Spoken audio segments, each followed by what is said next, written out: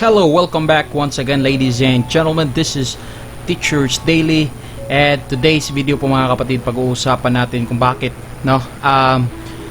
tumataas yung kaso ng COVID cases dito sa Pilipinas. Well, I don't ask this personally, pero may nagtanong sa atin this was asked to me long time ago, bakit kung kailan nagkakaroon na ng maraming bakunado o nababakunahan, tsaka biglang tumaas yung COVID cases natin dito sa Pilipinas. Well, it's a very simple reason. The answer should also be very simple. It requires what? Common sense and logic, mga kapatid. Number one, malls are open. Number two, public transportation is back. No? Number three, people who do not work in the economy are now allowed to go out. No, even minors are allowed to go out. No, how do I prove that? Kahit hindi natin nakikita mga loads, nagkakaroon pa rin ng community engagement of the people around us, mga kapatid. Dito, number one reason, tumataas yung kaso natin dito sa Pilipinas. Bakit? No? Sir, may nababakunahan na po, sir. Bakit ganun pa rin yung kataas? Well, to be in fact, many of the vaccines in the world po, mga kaibigan, I was shot by flu vaccine. Pero nakakaroon pa rin ako ng sipon, no?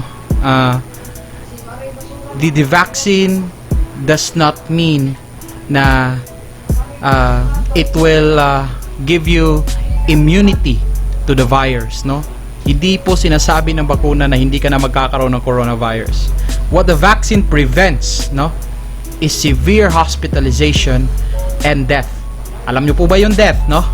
Kamatayan, mga kaibigan. Yan yung purpose ng vaccination, mga kapatid. So, bakit tumataas yung kaso ng vaccinated individuals? Simple, no? The answer is very simple. You are no longer compliant to the regular restrictions, no, imposed by the government. Bakit? Kasi you have that euphoria, your euphoric idea that you are now safe has now caused massive problems, especially in community transmission, mga kapatid. You go out, kahit hindi ka lumabas, you look at Facebook, napakaraming tao ang nagpo-post na umattend sila ng party, nagsama-sama yung mga barkada, mga kaibigan sa trabaho, kahit sa opisina, no? That confidence, kasi nga bakunado ako, nagkakaroon na tayo ng problema doon pa lang, mga kaibigan. Vaccinated individuals, alam niyo po ba? Majority, no? Kahit wala tayong survey para dyan, pero most of the cases, individuals today are people who are vaccinated. Kasi your euphoria that you are now safe by the vaccine is causing more problems. That's number one. Wag na natin i-blame yung government, no? Your behavior itself. Ako, sir, hindi naman ako lumalabas ng bahay, nagkakaroon pa rin ng mataas na kaso. That's number 5, no? Because you tolerate individuals na gawin nila ang mga bagay nito in the name of what? Democracy and freedom, because that's what we want. No? Ayaw natin ng lockdown. Pero inggit na inggit tayo sa New Zealand kasi one case pa lang nagkakaroon na sila ng lockdown. That's the problem. You impose stricter regulations in the Philippines, ang daming umaangal. Kasi dito sa bansa natin, marami ang leader. No?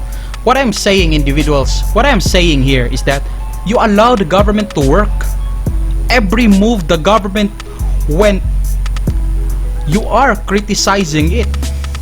Why? What's the purpose, no? Although it is duly constituted that you can criticize the government, but the problem there is that hindi pa nga na-implement, kini-criticize nyo na. And you know how the bureaucracy and politics works here in the Philippines. Pag ayaw ng tao, di ayaw din ng mga politiko. Nawawala yung initiative ng mga tao kasi baka matalo sila sa darating na eleksyon. Kasi kung ano yung ayaw at gusto ng tao, doon yung mga politiko, mga politiko eh. No? So, the big question now, bakit mataas ang kaso ng COVID sa Pilipinas? Ask yourself, what have you done? Nawawala na yung common restrictions na meron tayo.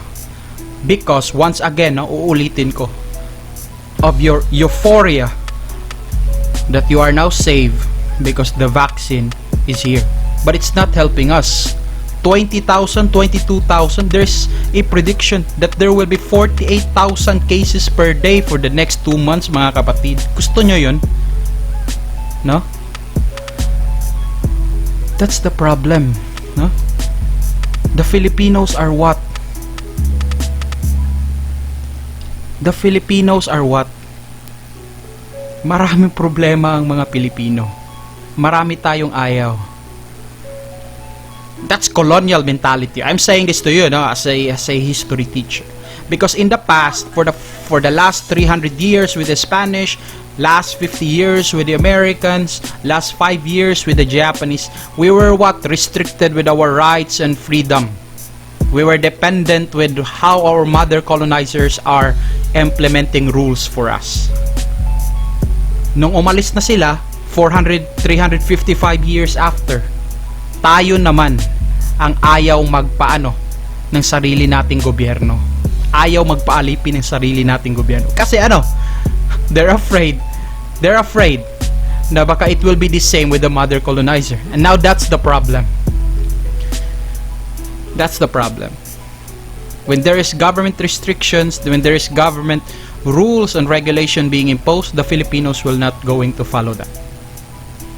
End of the conversation, mga kapatid. Bakit mataas ang kaso sa Pilipinas? Excited ka kasi. Your euphoria to the vaccination is the problem. You think you are safe, kaya wala ka ng pake sa lahat ng mga tao. That's a problem. So stop criticizing the government. Work with your behavior. In work, saan? In office, in school, in places where there is public transportation, in communities where there is public interaction, no? Malls, transaction offices of the government or private offices, workplace. Nakakalimutan ng marami nating mga mayayamang Pilipino na there is still restriction on social distancing. Pero hindi yan chini-check. Okay? So, that's a question. In public transportation, make sure that you are aware and conscious of what you are doing inside a public utility vehicle. Because if not, uuwi ka lang din naman ng walang pake, edi another community transmission. And now we blame the government again. We always blame the government for the mistakes, for the behaviors that we do in public. That's a Filipino problem. That's a problem that many Filipinos do not realize. Kasi ano? Overacting kasi tayo ng rights na ibinigay sa atin. So, back to the question. Bakit tumataas ang kaso sa Pilipinas? Our culture, our norms, our behavior is the problem. Now, we will check that once again, mga kapatid. Kasi if we don't unite as one family, as one nation, then forever tayo magkakaroon ng problema sa bansa natin. Yes, for real, no? What I'm trying to say here is that we are very disunited nation, mga kaibigan. Where do you find that? Once again, you go to Facebook comment sections in many of the news and media accounts in the Philippines. You see there are Dilawans and DDS labeling each other, fighting with their nonsense arguments, mga ad hominem arguments. You can see that everywhere, no? You go to where people do chismis and they are still arguing with with how the current administration is running the country. No? Well, is that a problem? Well, I don't see that, no, as a common problem. I see that as a national problem, because every time we elect individuals, and if we don't like them, we start, no, what they call civil disobedience. Kasi gusto nating galitin yung leader natin, kaya gumagawa tayo ng mga palpak at mali-maling mga trabaho. That's common to the Filipinos, no? Real talk tayo, mga pre. We have a problem, and it's a national problem that needs to be corrected. So, if we allow that, and if we tolerate that to happen for the next years or months to come, then expect that there will be a worst case scenario of the pandemic. Case in point lang, mga kaibigan, we are in a pandemic, no? But you go to streets, you go to shops, malls, you go to Larsian areas kung saan may maraming mga barbecues, parang walang pandemic sa Pilipinas. And that's for real, no? I try to check that. Nagkakaroon tayo ng heavy traffics. And you know, our nemesis here is that it runs through community transmissions.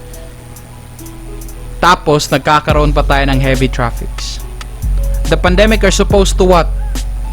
Supposed to inform us that there must be a stoppage of movement of people in the Philippines. Pero hindi yan ang nangyayari, no?